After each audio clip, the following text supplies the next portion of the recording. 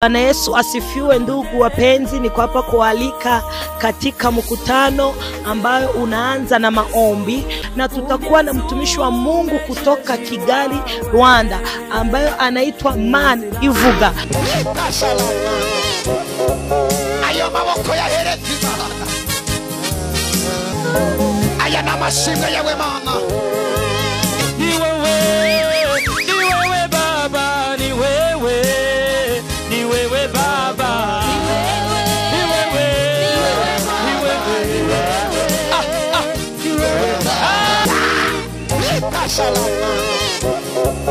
Ayo maboko ya hereti Mana.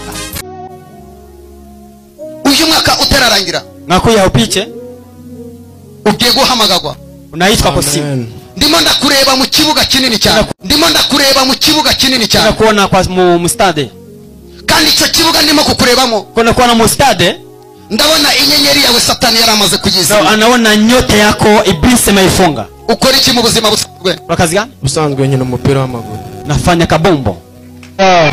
Uri gukirira ihe kipe? Nacheza kabombo. Ikipe yitwa AS Kigali.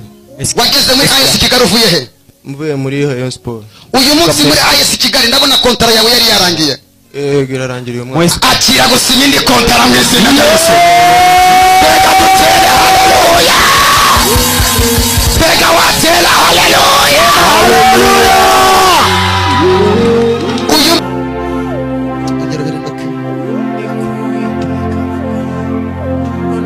Ubutwari nahawe n'Imana kuva uyu munsi amaguru yawe ndayategetse abimaze.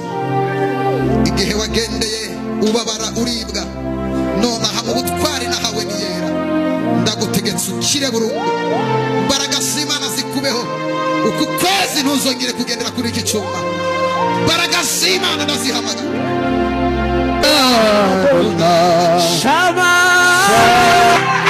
Ni bande bamzibuka nsengera uyu mwana? Tutakuwa pamoja na mwimbaji ambaye anajulikana kama Lilian Kabaganza.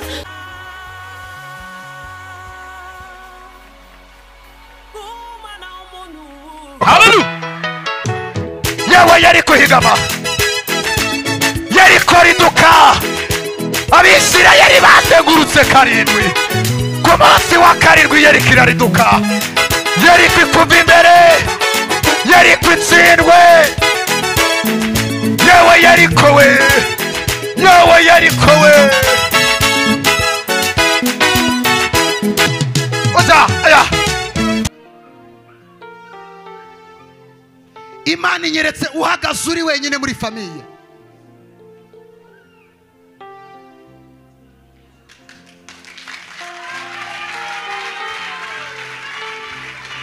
Imana ivuganye nanjye kuba uri wenyine uyu munsi. Imana izamamaza izina ryawe. Ndabona Imana ikujuje indimi z'umwuka wera. Ria boshete rebos Orima satala Pedezonela Jekatolelas Benano zengidela Doli ezanotas. Katukomeri mana mashime. Hallelujah. Hallelujah. Thank you, Jesus. Kuva uyu munsi From now, ugiye kumva ijwi ryongorera. we are going to listen to the word of God. Ugiye kujya uvugana n'Imana ibintu bikomeye. Always we are going to be communicated with God. Uzaba intumwa You will be the disciple. izenguruka ibihugu byinshi. Yeah, which you will move all over the world. Hari itorero rizakubakirwaho. Yeah. Karibu sana katika hii mkutano wa kupona na kupokea. Imana irambye ngo n'uyu munsi uri kunyura muri ubu buzima. Na siku ya leo unapita kwa magumu. Ndabona business imbere yawe. Kunaona business mbele zako. Ariko iyo business ushoramo Kwa amafaranga. sababu hiyo business unatia pesa. Ariko iyo yabonye pesa nyingi tu alafu. Iyo uyabonye ntumenya hanyuze. Kama unaona pesa haujui zinapita wapi. Kabisa ni kweli. Uri murareba kino? Unaona hayo ndo biashara yangu hiyo. Ibi nibyo acuruza ibingibi. Katuzamurira Imana icyubahiro mu izina rya Yesu. Zamura ikiganza cyawe tubwire Imana ngo uyu munsi bimenyekane. Vinajulikane siku ya leo, vinajulikane siku ya leo. Imani ivuganye nanjye. Na Mungu anaongea naye. Guhera uyu munsi. Kuanzia siku ya leo. Imani kuyu umudayimoni w'inyatsi mu biganza byawe. Ugiye gukora utera imbere.